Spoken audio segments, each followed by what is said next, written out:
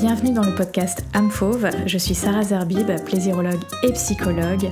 La question que j'ai envie de te poser c'est: as-tu envie de rugir de plaisir? Ici nous parlons de vie intime et charnelle, de sexualité et de plaisir et surtout de la relation qu'on développe avec son corps.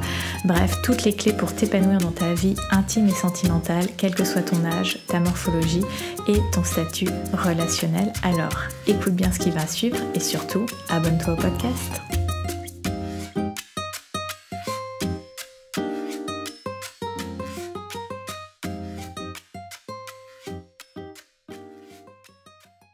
Aujourd'hui dans le podcast âme fauve, on va parler de l'avortement en France. En fait, cet épisode vient faire suite à l'épisode où je parlais de la contraception et de la libido et je vous ai pas mal partagé mon expérience personnelle.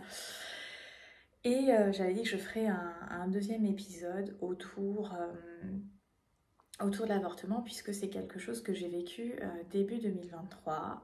J'en ai parlé lors de vidéos à l'occasion du 8 mars et je l'ai mentionné aussi dans l'épisode du podcast il y a 15 jours, donc le format long du podcast âme fauve, qui à la base ne se fait pas en vidéo, mais j'avais vraiment envie de partager cet épisode également sous le format vidéo parce que l'avortement, ça reste un sujet extrêmement tabou, extrêmement culpabilisant et comme pour l'épisode sur la contraception et la libido, où je te partageais mon expérience, mon avis, etc. J'avais envie de faire la même chose avec la question de l'avortement. Parce qu'en fait, plus il y aura une liberté de parole autour de ce sujet-là, plus les femmes pourront consulter, savoir vers qui se tourner et sortir de la culpabilité. Parce qu'autour de cet acte, il y a énormément de culpabilité et je pense que c'est urgent de prendre soin en fait, de ces émotions-là. Et que l'avortement, on n'a pas à se sentir coupable. En tout cas, on peut se sentir coupable, c'est un sentiment qui se comprend et qui peut être vécu, mais je pense qu'on doit aussi créer de la place pour penser cette question. Donc voilà, pour te résumer l'épisode autour de la contraception et de la libido, je t'ai partagé justement toute mon expérience autour de la contraception, des variations de libido, en quoi la contraception peut impacter la libido. Et j'ai expliqué mon cas personnel où j'avais eu un problème avec mon stérilet en cuivre qui est sorti de l'utérus, qui a amené à potentiellement un rapport, ce qu'on appelle à risque dans le milieu, prise de pilule du lendemain dans la fenêtre qui est censée apporter une efficacité et par la suite j'ai accepté d'être sous pilule contraceptive pour tenter un autre moyen de contraception, sachant que si tu me suis sur la chaîne, tu sais que j'avais fait des vidéos autour de l'arrêt de la pilule. Je mettrai un lien sur l'écran. Par vérification, par sécurité, il était nécessaire que je fasse une prise de sang début janvier pour s'assurer que je n'étais pas enceinte après la pilule du lendemain. De janvier, reprise du travail, j'ai essayé de faire cette prise de sang. Quelle ne fut pas ma surprise quand le soir, en recevant les résultats, j'ai vu les taux de bêta et je me suis dit mais en fait là c'est pas possible. Donc il y a déjà plusieurs choses qui se passent dans la tête d'une femme, j'allais dire ma tête, mais je pense que c'est le cas aussi pour toutes les femmes. Je veux dire, si j'ai pris la pilule le lendemain, c'est pas pour rien, c'est parce que pour moi, le projet bébé, c'est pas encore un sujet. Je me suis jamais projetée, je veux dire, quand j'étais enfant, je disais pas quand je serai grande, je serai maman, enfin, j'ai jamais eu trop ce type de discours. Et quand j'étais ado, je disais, voilà, de manière plus ou moins défensive que je n'en voulais pas. Et en grandissant, en vieillissant, ma position sur la question du désir d'enfant, c'est que en soi, je ne ressens pas un gros désir d'enfant pour moi. Et je pense que mon désir d'enfant se réveille ou se réveillera quand je serai avec un partenaire qui me donnera envie de me projeter aussi loin. Donc en fait, mon désir d'enfant, il a toujours été au conditionnel de la rencontre avec l'autre en fait. Pour moi seule, je me vois pas avoir un enfant. Pour moi, l'enfant et le désir d'enfant, c'est le résultat d'un partenariat, d'une équipe qui s'aime et qui a envie de produire un produit un peu de cet amour. Et voilà, donc mon positionnement sur le désir d'enfant est assez, je ne veux pas dire particulier, mais il s'exprime de manière, voilà, peut-être peu habituelle, mais j'assume totalement. Donc je ne me voyais pas au mois de septembre accoucher, donc la décision d'avorter, elle est venue, j'ai envie de dire presque naturellement, dans le flot de ma pensée et de mon intuition et aussi de ma logique. En fait, ça vient pas de nulle part, et je pense que j'étais finalement dans une logique, une cohérence par rapport à comment je pensais la chose, comment je me positionnais par rapport à cette question de désir d'enfant, de maternité. Donc en vient la question de comment on se fait avorter. Effectivement, j'ai travaillé en PMI, en centre de planif, donc j'ai une connaissance un petit peu de comment c'est censé se passer. En fait, dans ma tête, c'était presque tu décides et immédiatement tu avortes. Et en fait, c'est pas dans l'immédiateté, parce que quand tu prends cette décision, tu as un rendez-vous à prendre pour faire une écho de datation. Donc là, le médecin, le professionnel de santé te fait part de tes options, donc en fonction de si tu es en début de grossesse ou à la fin des 3 mois, entre IVG médicamenteuse et IVG chirurgicale. Et c'est vrai que à la base, avant que j'en parle à mon amie sage-femme, un petit shout-out à Pauline qui a été un cœur et un amour dans cette situation-là. Moi, de prime abord, je pensais à l'IVG médicamenteuse. Et en fait, j'ai tellement eu de patientes, de clientes qui m'ont parlé de leur expérience d'IVG médicamenteuse qui ne s'est pas forcément, entre guillemets, bien passée. Je me suis dit, j'ai pas forcément envie de vivre cette option-là. Et donc j'en ai parlé à mon amie Pauline, sage-femme, et en fait sur la conversation je me suis dit je crois que je suis plus à l'aise avec la démarche d'une IVG chirurgicale, même si ça semble plus lourd en termes de logistique, qu'une IVG médicamenteuse, parce que en fait même si c'est pas censé être très gros quand tu expulses le truc, j'avais pas envie de voir. J'ai largement élaboré la question sur des séances où j'en ai parlé avec ma psy qui habituellement fait mon analyse des pratiques. J'en ai parlé à mon cercle très proche d'amis, tant des amis qui me connaissent depuis plus de 15 ans que des amis voilà, que je connais depuis que je suis à Paris. Donc j'ai vraiment pu avoir des espaces de parole, être accueillie, être entendue. Et en fait, oui, dans ma tête, je pensais que ça allait être vachement plus court la démarche. Alors, ça n'a pas été très long, mais voilà, j'ai su que j'étais enceinte le 2 janvier et j'ai avorté le 16 janvier. Et en fait, ce que j'ai trouvé très paradoxal dans le vécu de la situation, c'est que à la fois tu dois rester avec la tête froide, c'est-à-dire voilà, les rendez-vous médicaux, quoi faire, quelles décisions, comment t'organiser, etc. Et en même temps, tu as énormément de pensées, d'émotions qui te traversent, et presque pas trop d'espace, à moins quand tu te crées toi ces espaces, mais c'est un peu comme deux énergies qui se tiraient de manière opposée, à la fois j'ai pris une décision, mais en même temps il y a tout cet aspect émotionnel, vécu qui s'actualise. Et j'ai trouvé que ça venait presque t'étirer dans voilà, deux forces, deux directions très, très opposées, différentes. Et j'ai trouvé que c'était ça qui était difficile à vivre, parce que comme c'est toi qui vis la situation, que tu es la personne qui porte le futur enfant, qui vit cette grossesse, en fait c'est toi qui dois être responsable. Et je trouve que c'est une responsabilité ça représente un poids, et c'est pas du tout quelque chose de forcément joyeux, léger. Enfin voilà, c'est quand même un vrai sujet. J'en viens à faire ce premier rendez-vous médical, la médecin qui me fait l'écho de datation, qui m'explique que comme moi je vais pencher vers un IVG, elle préfère ne pas me montrer l'écho pour voilà, par bienveillance, que en tout cas elle propose de ne pas le voir. Après si je veux le voir c'est dans le courrier, mais il y avait vraiment cette préoccupation sur mon état.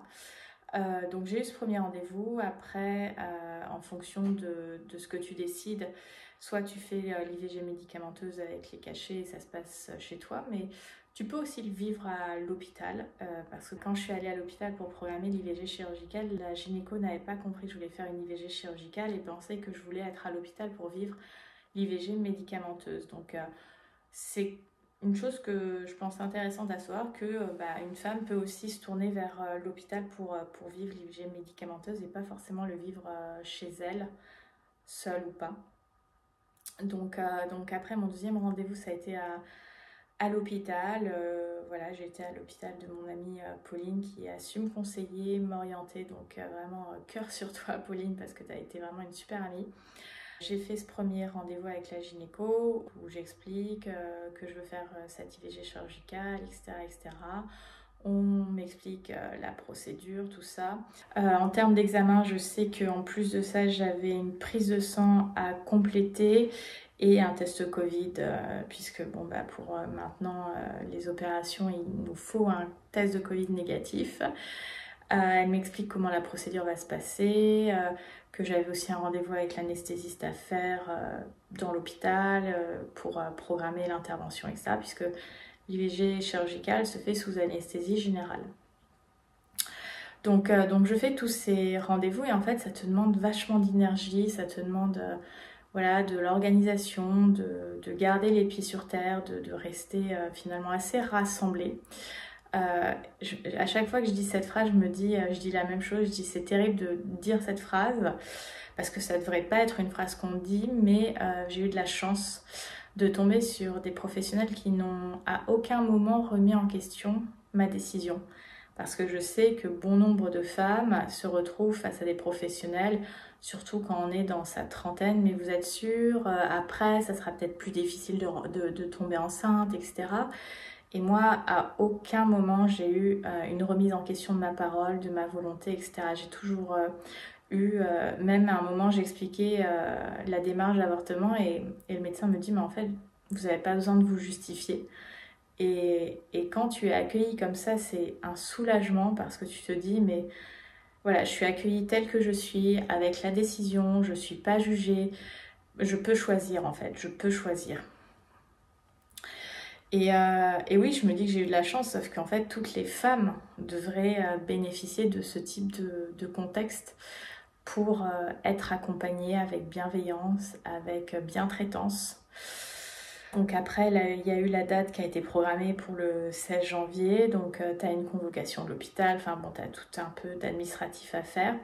Je me souviens, j'ai même pas eu à sortir ma carte vitale. C'est quelque chose qui est vraiment déjà totalement pris en charge en France, donc merci le système de santé français, mais ouais, enfin, en tout cas moi j'ai trouvé que l'accompagnement s'était très bien passé, très bien accueilli. En plus bon, les professionnels de santé que j'ai eu m'ont proposé aussi les rendez-vous avec la psy du service, en tout cas en gynécologie. Bon, je sais que je peux les solliciter, mais voilà, comme j'ai une psy qui me suit depuis un petit moment aussi pour mes analyses de pratique, mais on peut en venir à parler de sujets qui me touchent personnellement.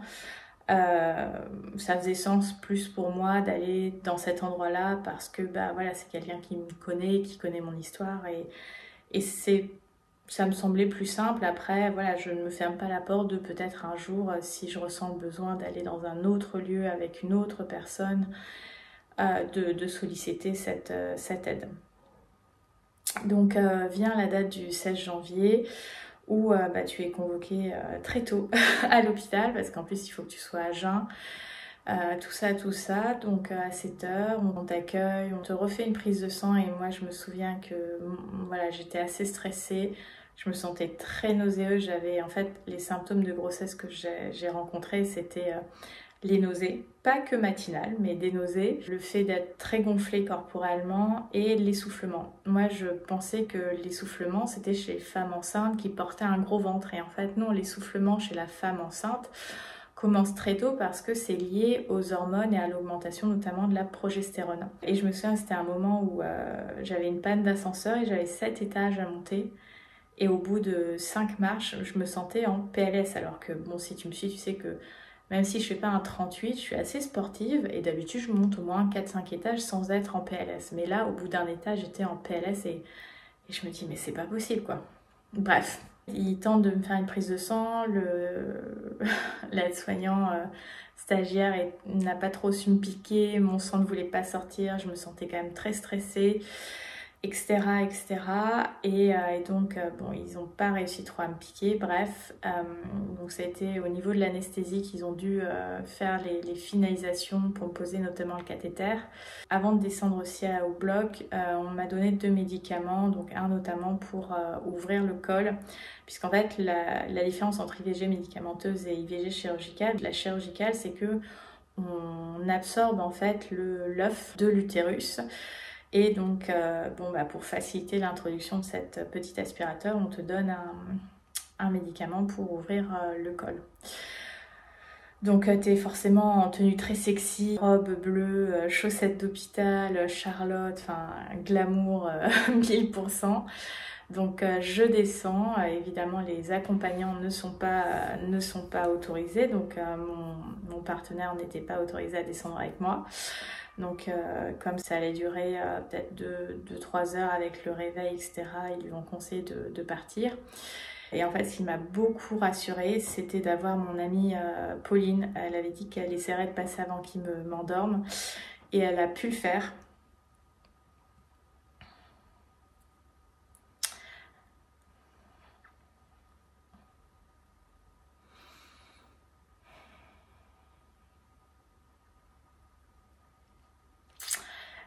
C'est marrant parce que cette histoire, elle m'émeut.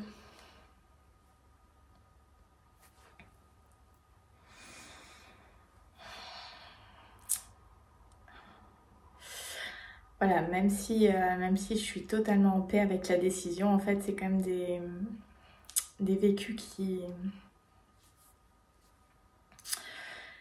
voilà, qui peuvent être encore chargés d'émotions et tout ça.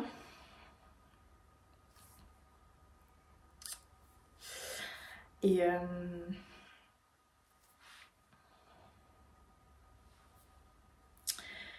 d'avoir une amie, un visage familier.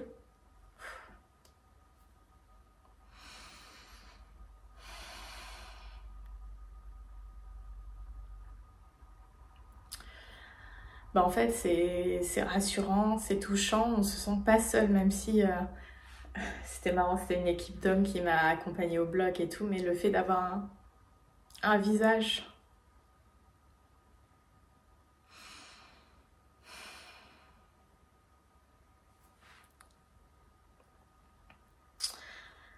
familier, quelqu'un qui a une parole. Voilà, tout le monde a eu des paroles gentilles, mais le fait que ce soit quelqu'un que tu connaisses, qui te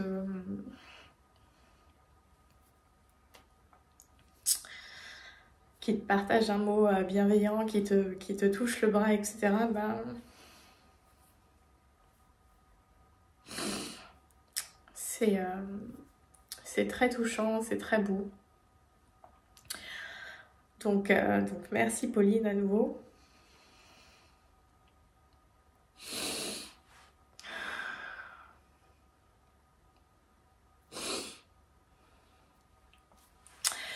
Donc je me suis endormie très vite pour l'IVG chirurgicale. Ah oui, il y a eu un grand moment, au moment où on m'a posé le cathéter.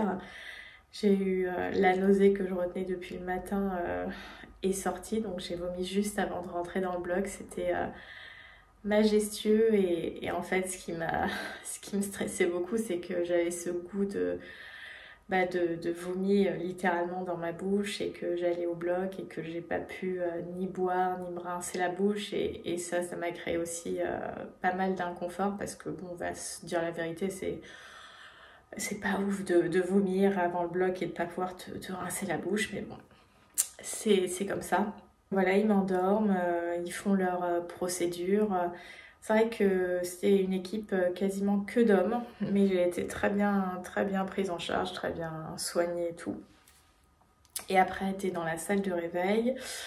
Je me suis réveillée, on m'a demandé comment je me sentais, tout ça.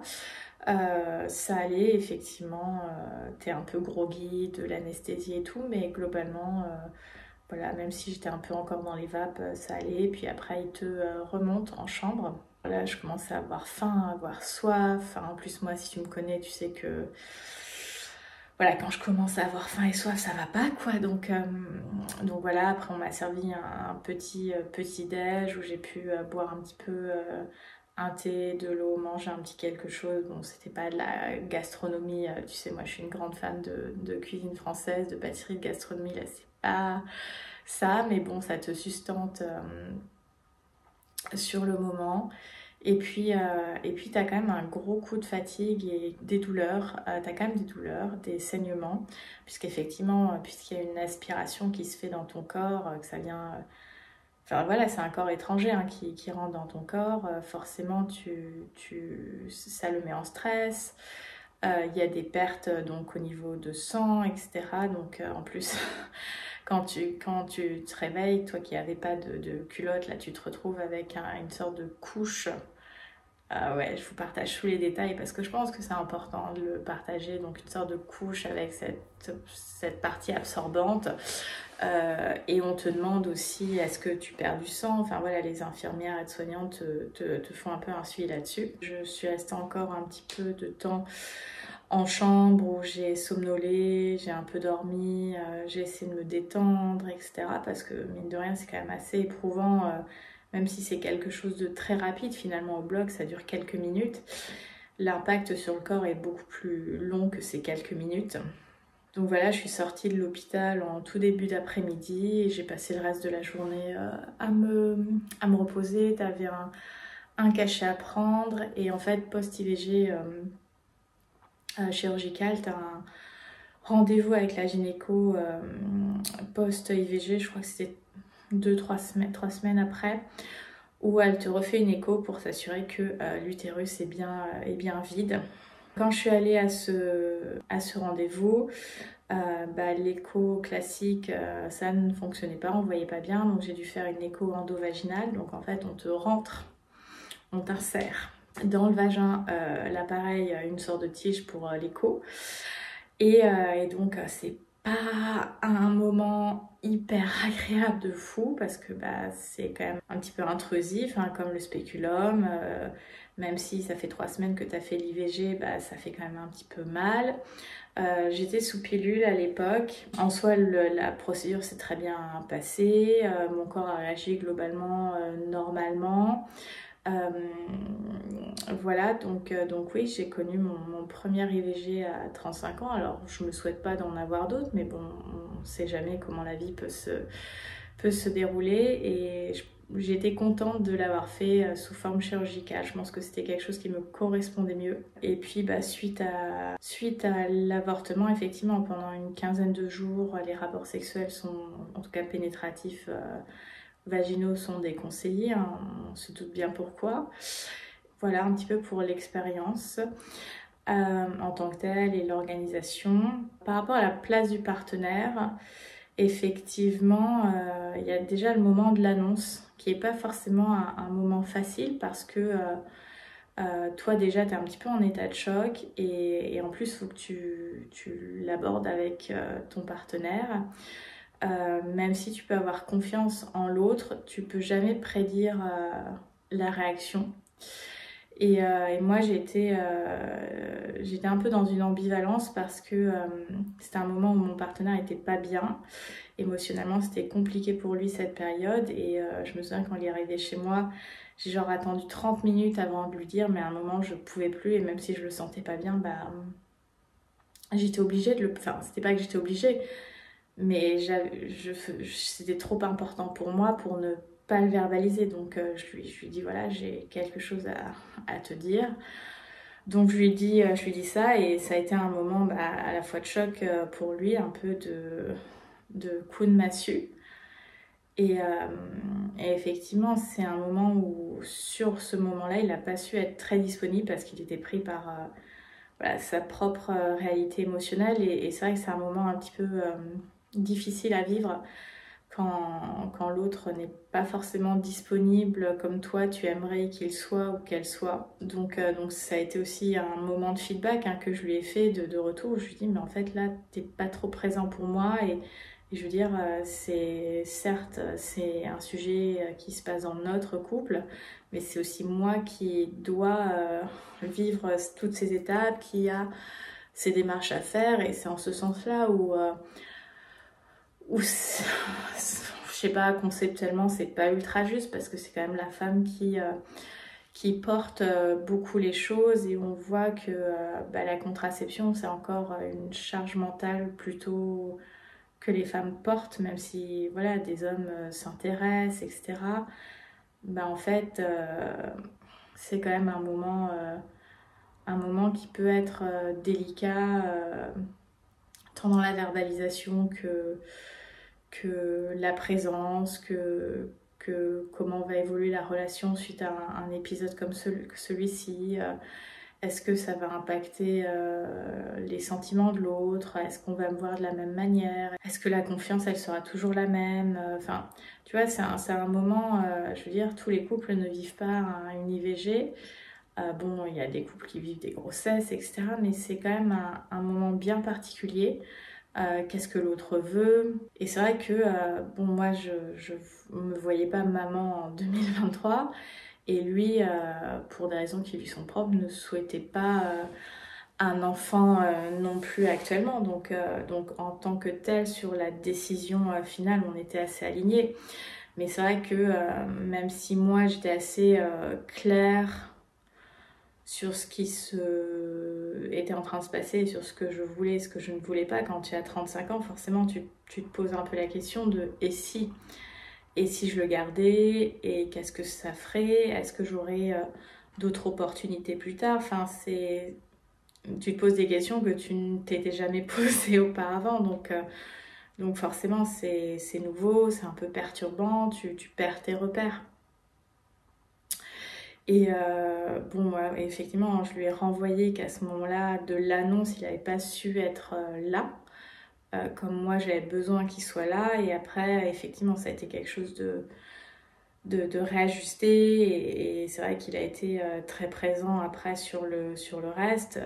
Bon, les rendez-vous médicaux j'y suis allée seule parce que déjà de un je préférais, et de deux il y avait toute la logistique aussi qui pouvait être un peu compliquée, n'habitant pas ensemble, étant voilà sur certaines organisations de planning très différentes, etc. Donc il n'a pas été présent pour les rendez-vous, mais il a su être dispo le jour de l'IVG avec être la personne qui m'accompagne, la personne qui vient me chercher, qui m'attend, tout ça.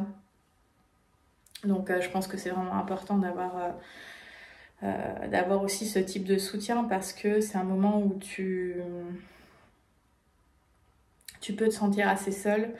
Parce que même si l'IVG c'est un sujet, enfin voilà, c'est autorisé en France, tu sens que c'est un sujet qui isole parce que je me souviens d'avoir vu cette vidéo de Marion Seclin que je suis sur les réseaux, et qui disait qu'elle avait vécu 3 IVG. Et je me suis dit, en fait, je pense que beaucoup plus de femmes de notre entourage qu'on ne le pense ont vécu un IVG mais n'en parlent pas. En fait, c'est tellement tabou que même si tu as des statistiques, en fait, tu sais pas si ça... Enfin, je veux dire, à part si c'est quelqu'un qui t'en parle, mine de rien, tu te rends compte que... en fait, c'est un sujet dont on ne parle pas spécialement. Et quand on ne parle pas d'un sujet, finalement, ça enveloppe un sujet de tabou, de peur, alors que c'est des choses qui peuvent arriver. Et je veux dire... moi, je fais partie de ces gens qui ont eu un minimum d'éducation, qui a accès à de l'information. Je veux dire, je travaille dans le milieu sexo. Même quand j'étais dans le public, j'ai travaillé sur ces sujets-là. Donc, en fait, j'étais très au courant. Je faisais, entre guillemets, j'aime pas cette expression, mais attention et tout ça. Et en fait, ça te montre que même quand tu as toutes les informations, même quand tu prends tes responsabilités, même quand tu essaies de planifier tout ça, en fait, le corps humain reste un corps humain et ne rentre pas dans toutes les cases, et qu'il peut y avoir j'aime pas le mot accident, mais qu'il peut y avoir des espaces où la vie décide de ah tiens, je vais venir féconder un œuf et badaboum bim boum, ça arrive. Donc c'est pour ça que c'était aussi important pour moi de faire ce podcast, d'en parler à cœur ouvert, même si c'est pas très confortable. Alors je suis assez à l'aise avec l'exercice de faire un podcast, l'exercice vidéo, mais c'est vrai qu'émotionnellement je pensais pas avoir un relan d'émotions comme ça aujourd'hui. Après, je suis très émotive là depuis 24-48 heures, donc ceci explique aussi cela. Je suis un petit peu plus à fleur de peau et ça m'étonne qu'à moitié que voilà, qu'il y ait eu des larmes qui soient montées. Mais pour moi, c'est important, surtout avec mon activité de plaisirologue, de vraiment dédramatiser, décomplexer tous ces sujets autour de l'intime, parce que plus on décomplexe, plus on en parle, et moins déjà on se sent seul, moins on culpabilise, moins on peut s'envelopper dans une réaction de honte.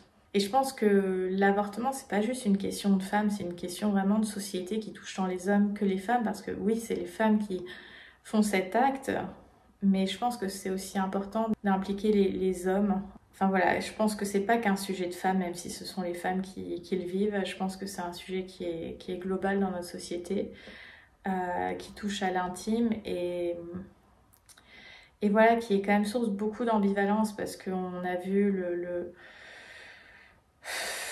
la régression autour des questions d'avortement, que ce soit aux États-Unis, que même en Europe. Voilà, il y a toujours des débats sur le corps des femmes, sur qu'est-ce qu'elles sont censées en faire.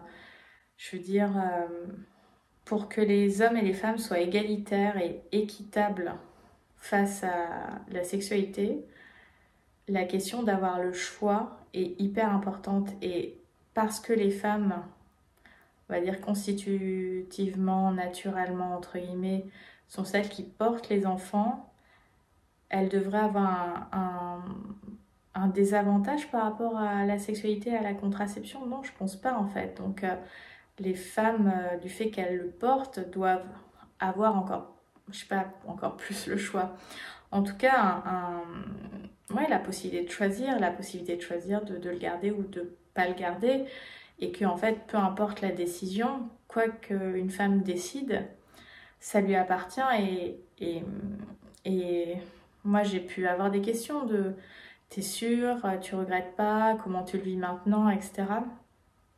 Et en fait c'est toujours la bonne décision parce que c'est la décision que j'ai prise à un temps T, comme une autre femme m'a pris une décision à un temps T, donc on fait toujours la décision qu'on pense être la meilleure à ce moment-là. Donc en fait il n'y a pas vraiment de mauvaises décisions, il y a juste des décisions que je prends avec un certain état d'esprit à un moment donné.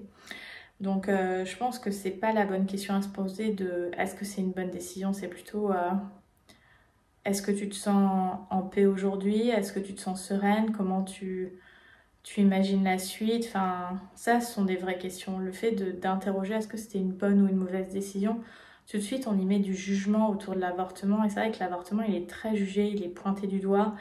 On pense toujours que ce sont des femmes qui sont irresponsables, qui ont recours 4, 5, 6 fois à l'avortement.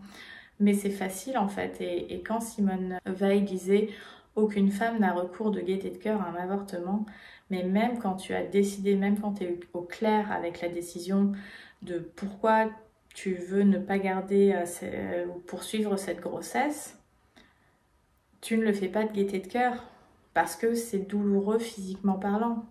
Tu passes dans un moment où voilà, ton corps se transforme, tu appliques une action pour arrêter une grossesse. Donc déjà, l'acte en lui-même, il n'est pas agréable.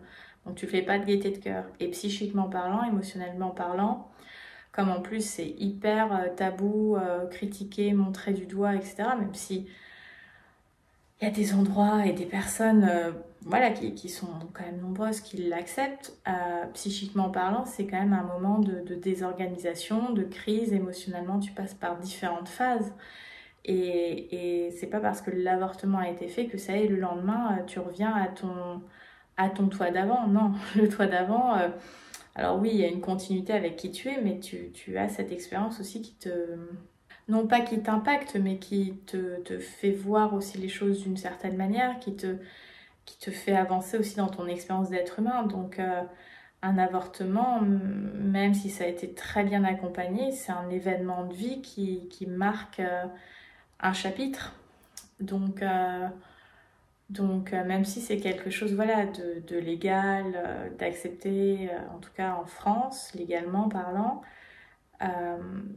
ce n'est pas rien en fait. Même pour les femmes qui décident de faire ça et qui sont en accord avec ça, ce n'est pas un acte de je m'en foutiste ou de je fais ce que je veux. C'est effectivement, c'est une notion de choix. Mais il ne faut pas penser que les femmes qui ont recours à l'avortement le font par plaisir en fait, clairement pas. C'est pas du tout un moment qui se fait en mode pomper l'up quoi, même si tu es très en accord avec ta décision. Voilà, moi je pense qu'on n'a pas fini de travailler sur les tabous autour de l'avortement.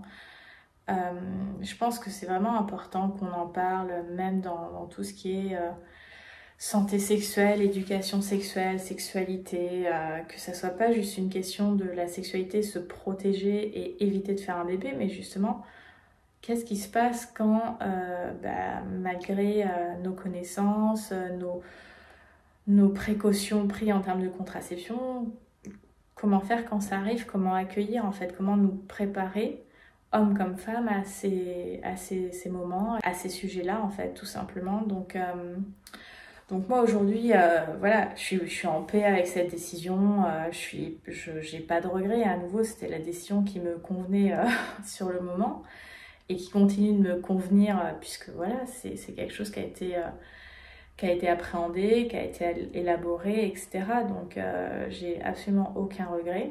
Et c'est aussi pour ça que je fais ces vidéos, c'est pour montrer toute la subtilité autour de ces questions, qu'elles soient en termes de pensée, en termes d'émotion.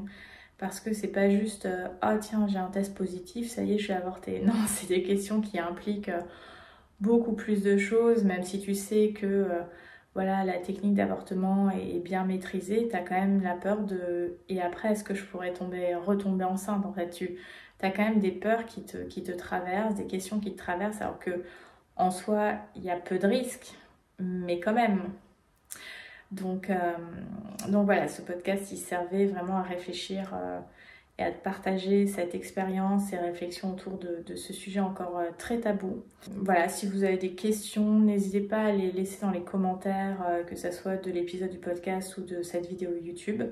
Je pourrais soit répondre à ces questions dans une autre vidéo ou dans les commentaires. Si vous avez aimé cet épisode, je vous invite à vous abonner au podcast âme fauve pour justement libérer votre version fauve et rugir de plaisir. Pour me suivre au quotidien, tous les liens sont en box de description de ce podcast, que ce soit sur Insta, TikTok, le site et compagnie. Et puis on va conclure cet épisode. Merci de votre présence, merci de votre écoute. Je vous souhaite une très belle journée, un très bon week-end de Pâques et voilà, je l'ai déjà dit, mais on le redit, libérez votre version fauve et surtout, agissez de plaisir. Bye!